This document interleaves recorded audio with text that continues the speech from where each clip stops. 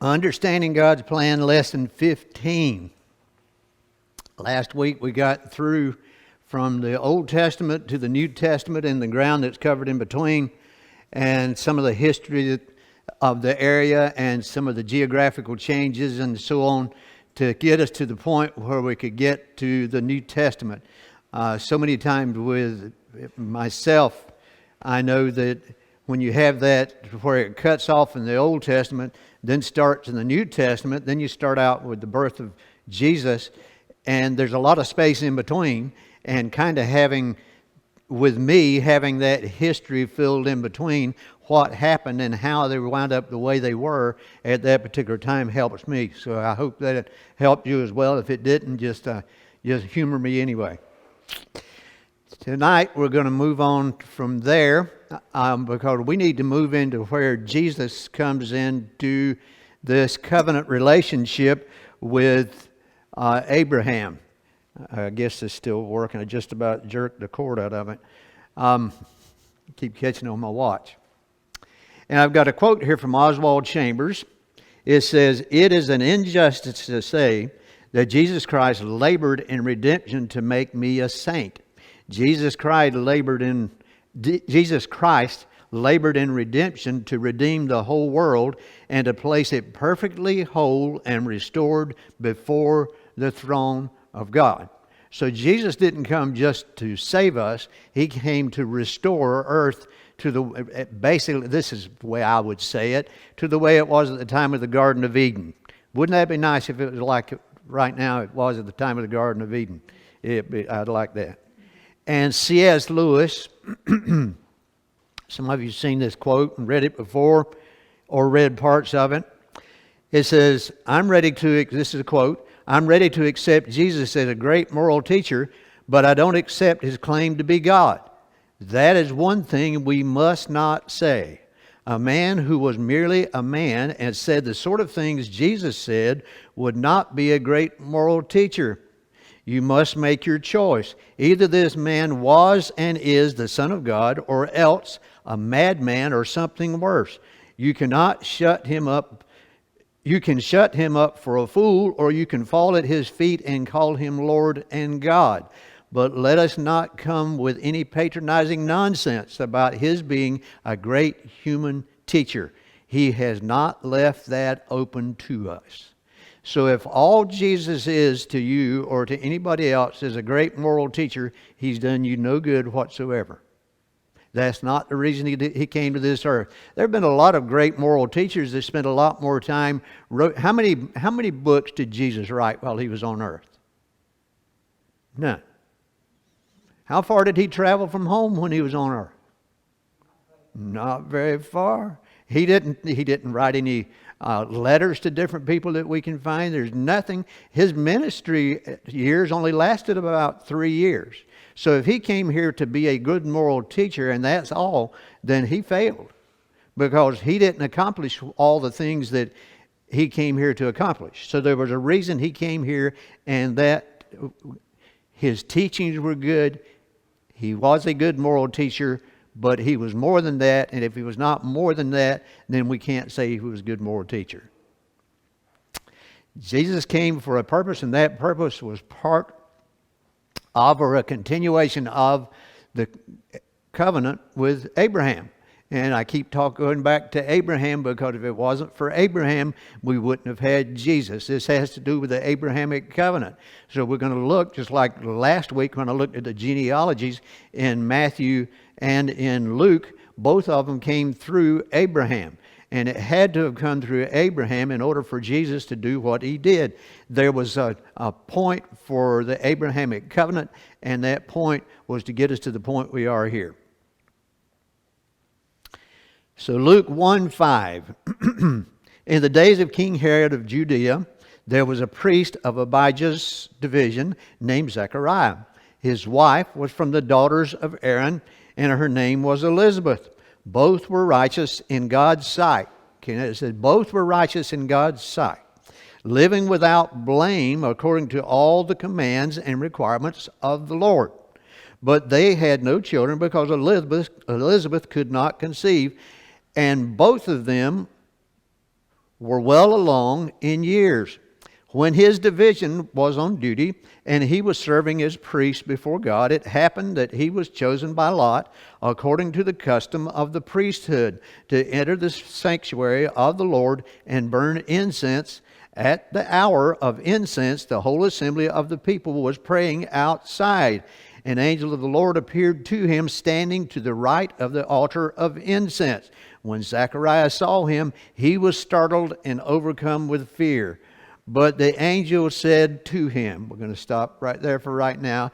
You can imagine if you went into this enclosure, you went into the temple, you went into the first part of the temple in front of the veil where the Ark of the Covenant is behind the veil. If you went in here and you had the showbread in here and you had the lampstand in here and you had the altar of incense in front of you and you had burned incense before, and it's not a new thing, and you knew what had to be done, you knew what the process was, and how you had, the old you had to clean out, the new you had, all the process that you went through, and we won't go through all that, but you went in there to do that, and all of a sudden one day while you were doing that, an angel appears standing beside the altar of incense. What would be your reaction? Would you be, like he said, startled and overcome with fear? I think that's mild as to what I would have been like. So I want to look at something here because this is going to put us on the course to get us to where I want to be, to show where Jesus comes into this covenant relationship that started with Adam and Eve, Noah, Abraham, Isaac, Jacob, the children of Israel, right on through. It says, the quote that came out of there, a priest of Abijah's division. Verse 8 says, when his division was on duty and he was serving as priest before God. In 1 Chronicles, you can read what I've got, and it talks about David had divided them up into 24 different divisions because you have all these. Well, first, let's back up just a second. What qualified you to be a priest? Okay. What's the, you could be of the tribe of Levi and not be a priest, or not be of the priestly line. So what's the next qualification? You had to be the tribe of Levi. You had to be a descendant of Aaron. It was only Aaron. There was three different divisions, if you will, of the tribe of Levi. And Kohath was the division of which Moses and Aaron were. But you had to be of the lineage of Aaron in order for you to be a priest. Whether it was a high priest, a regular priest, or whatever, you had to be of the tribe of Aaron, had to be the tribe of Levi, who was a descendant of, and his descendant was Aaron, and you had to be you couldn't be a descendant of Moses and be a priest. You had to be a descendant of Aaron. The priesthood came through him. That's the reason I've made this example before. I'm not just picking on the Mormons by saying this. This is the reason. One of many things that I have a problem with the Mormon doctrine, and what Joseph Smith said. Joseph Smith said that I think it was John the Baptist appeared to him in a vision and bestowed upon him the Aaronic priesthood. Well, he couldn't have, because in order to be a priest of the Aaronic priesthood, you had to be a descendant of Aaron. It was simple. In order to be an heir of mine, blood-wise, you have to be a descendant. You have to be of my bloodline in order to be that. Well, in according to when you read the book of Leviticus and you read the law as it was established, it was you had to be a descendant of Aaron in order for you to be a priest. And David had divided. Can you imagine by this time, all these generations that have gone by, how many descendants, how many male descendants do you think there was of Aaron at this time? There would have been a bunch of them. Well, they don't all just come to the temple at the same time and all serve at the temple. So David created a system to divide them up and to have them where they out of their 24 divisions, the division came and they were chosen by lot among these. Aaron had 4 sons, Nadab, Abihu, Eleazar, and Ithamar. Nadab and Abihu died because it says they, and I don't have any idea what this really means, is unauthorized fire or profane fire, strange fire. They offered some kind of burnt offering. It wasn't good, and the flames killed them. So the next two were the ones where the priesthood came through. In order for them to serve in the presence of God, they had to do it a prescribed way. If they didn't do it exactly right, it was serious, as could be proven with them. They were burned up because they didn't follow the right order and do the offering the way they were supposed to. So the next people that came up to do the offering, do you think they'd do it the right way? I was taking notes, and I'm going to get it right before I go in. You want to make sure, so that's what happened.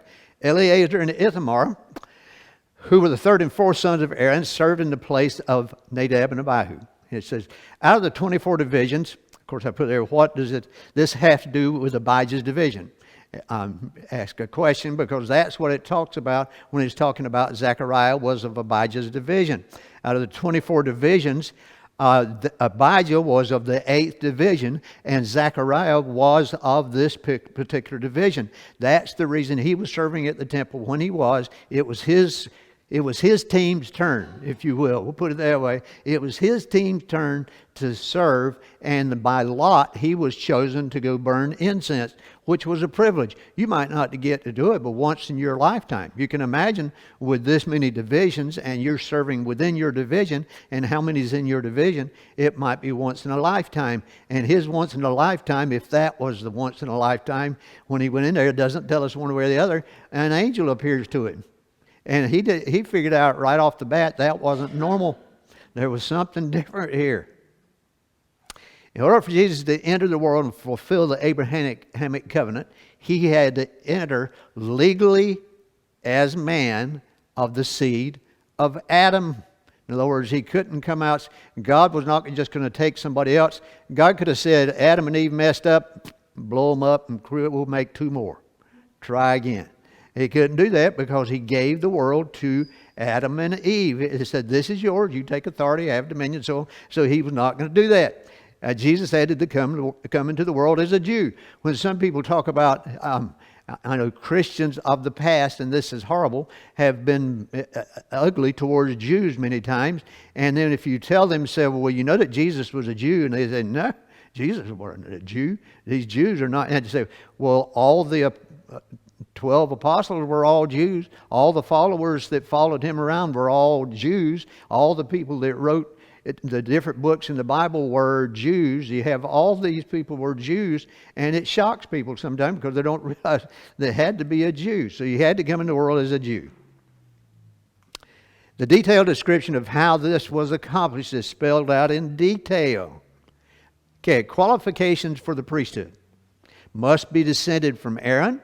A priest is not to make himself ceremonially unclean for a dead person among his relatives except for his immediate family. He couldn't touch a dead body except for the immediate family. Priests may not have bald spots on their heads shaved, the edge of their beards, or make gashes on their bodies. So there's certain qualifications. They are to be holy to their God and not profane the name of their God. When they marry, she has to be of the lineage of Aaron. In other words, he has to marry somebody of the same lineage. They are not to marry a woman defiled by prostitution. If a priest's daughter defiles herself by promiscuity, now catch this one, she defiles her father, she must be burned up. So, the girls had to behave themselves because that was serious business. Why was all... Well, let me read the rest. None of your descendants throughout your generations who has a physical defect is to come near to present the food of his God. No man who has any defect is to come near. No man who is blind, lame, facially disfigured, or deformed. All these things. Now, why is this way? Isn't God being a little bit picky?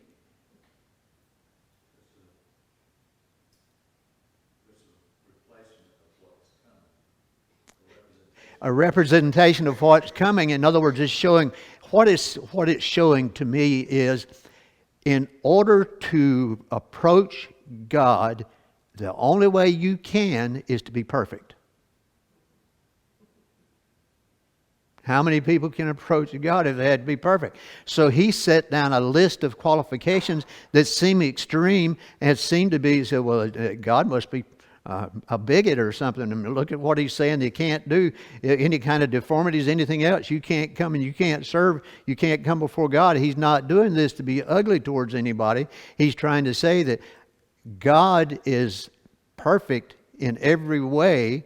In order to approach Him, the only way you can approach Him is in perfection. And how many perfect people did we have? And I said, why was perfection so important when it came to the priesthood? And that's the reason, because you're approaching a perfect God to represent the people, so you have to do it in a way that you can't be perfect, so He established a way to do it. And I did some pictures here to kind of give you an idea. This is what, I guess I need to buy me an outfit like this to wear on Sunday mornings. That would wake people up, wouldn't it, when they come in and saw me dressed like that? And this gives you all the different things, the mitre, the blue lacer, the gold clasp, all the different things that were required. And down here at the bottom you see around the hem of the garment, you see a bell, a pomegranate, a bell, a pomegranate, a bell, all the way around the hem of the garment. And what some people, I like this, I don't know that this is necessarily the truth, but I like this analogy. They said the fruit represents the fruit of the Spirit. The bell represents the gifts of the Spirit. And without the fruit of the Spirit, the gifts of the Spirit will bang together and create problem, create confusion. Well, I don't know if that's true or not, but it sounds good, so we'll stick with it.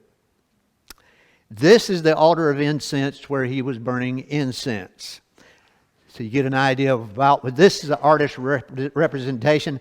We don't have pictures of it. We don't have paintings of it. We have descriptions of it in the Bible, and people have drawn things from the description to look like it. And this is one of the representations. These are, you can't read all this, but this is what's in the temple at the time that Zechariah comes in here. The Ark of the Covenant, which is behind the veil, that the high priest can only go once a year on that. That's the Day of Atonement. And that's the Ark of the Covenant sits back there. The mercy seat is up here in the middle. And you have the lampstand. You have the table for the showbread. You have the altar of incense that's sitting in the middle. You have one of these sitting on each side. You have this in the middle. This is the bronze altar. This is not inside the temple. This is out in front of the temple enclosure. This is where you burn the sacrifices, to give you an idea of what it looks like. And here is a priest coming in. This is a representation of the Ark of the Covenant, and he's coming in to burn the incense once a year that you do there. There would be, the way I would picture this, there would be a curtain back here, and on this side of this curtain is where the altar of incense is. That's where Zechariah was when the angel appeared to him. Does that help you picture it? Okay. Luke 1:5 again. In the days of King Herod of Judea, there was a priest of Abijah's division named Zechariah. His wife was from the daughters of Aaron, and her name was Elizabeth. Both were righteous in God's sight, living without blame according to all the commands and requirements of the Lord. It says they were both righteous in God's sight, living without blame. What kind of people were these people? Romans 3:10 says, as it is written, there is no one righteous, not even one. Well, that would include Zechariah and Elizabeth, wouldn't it? Psalm 14:3 says, all have turned away, all alike have become corrupt. There is no one who does good, not even one. Not even one. I think it is say both are righteous in God's sight, living without blame. How could that be? How could they do that? How could you refer to them as that? Because here's the scripture again. You read through it, it says, both were righteous in God's sight, living without blame, according to all the commands and requirements of the Lord. Okay? Here's what I want you to consider. Does this mean that they never broke any of the 613 laws in the law of Moses? I don't think they were that good. But consider this. Out of the 613 commands, there were 365 negative commands and 248 positive commands. Now, what's the difference in a negative command and a positive command? Do and don't do, okay? Positive commandments. This is categories of the positive commandments.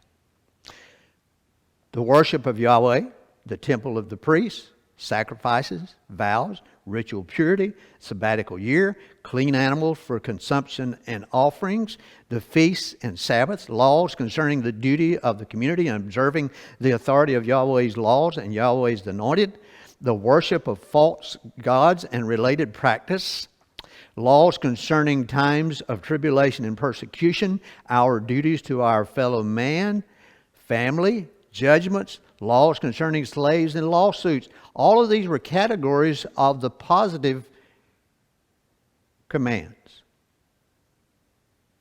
Okay, Mark 12:29 says, Jesus was talking. He said, this is the most important. They'd ask him, what question had they asked him when he answered this? They said, what's the greatest of all the commandments? What's the greatest of all of them? And Jesus didn't give them one, he gave them two.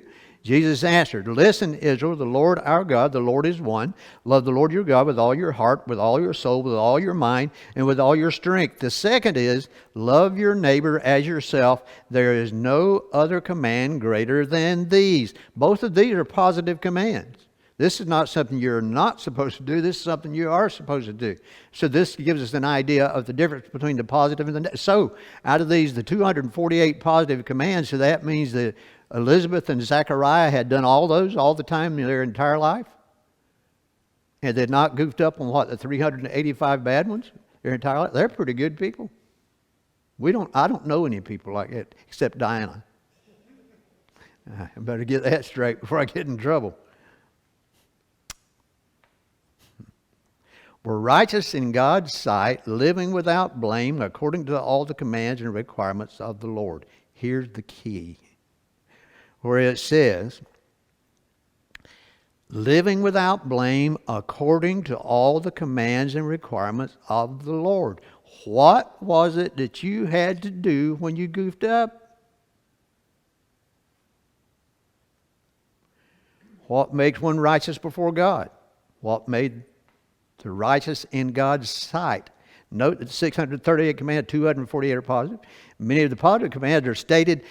That's what you have to do in order to take care of the ones that are bad. So in other words, when you did we won't go through all these commands, but if you did this, you goofed up here, this is what you had to do in order to pay for what you did over here. And if you goofed up on this side, on the number 3 over here, you had to do number 2 over here in order to take care of number 3 that you did over. You understand what I'm saying? There are things that you had to do, things that you had to accomplish. Think about it. They had the Day of Atonement once a year where the high priest went in and atoned for the sins of all the people, all the children of Israel in one day. And that was taken care of until the next year.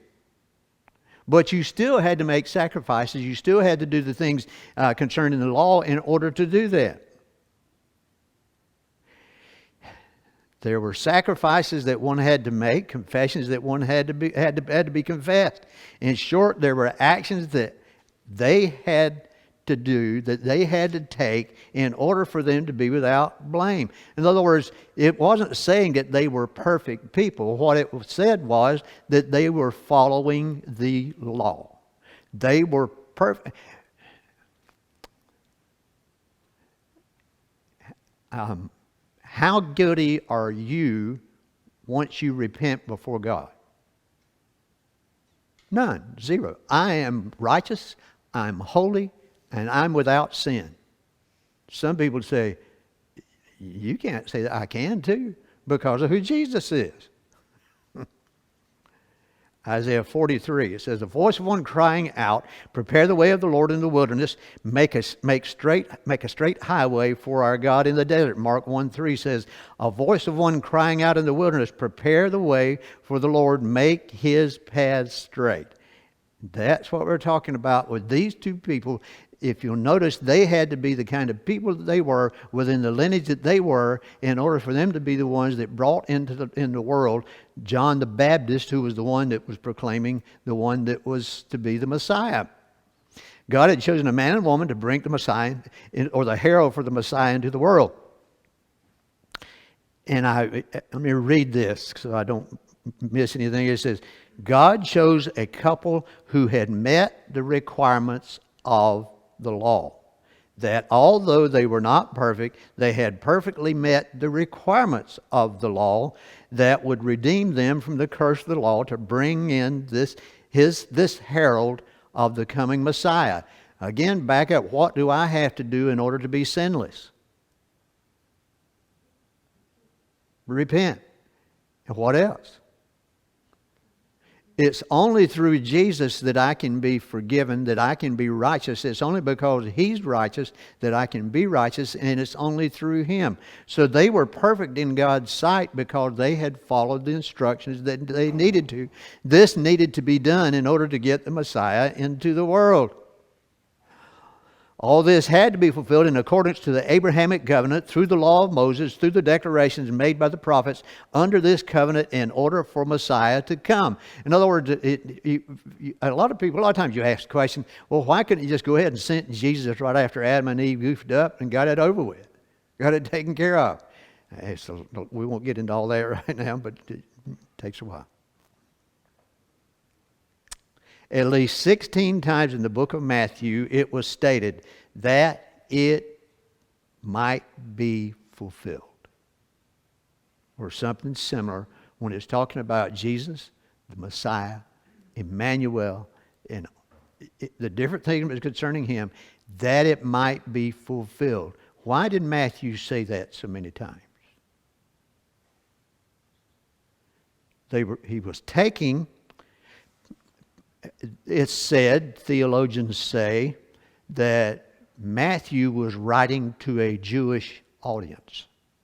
So if he was writing to a Jewish audience, he would do more to tie it back to the Old Testament scriptures, to the old law, because in order for the Messiah to be here, in order to prove that He was the Messiah, He had to fulfill the law. So He had to come into the world through the law, through what was established from the beginning through Abraham. So that's what He had to do in order to do that. So He said that it might be fulfilled. So He's tying them together. We're going to stop there for tonight because there's not a good place to go without breaking off there. Do you have any questions or comments?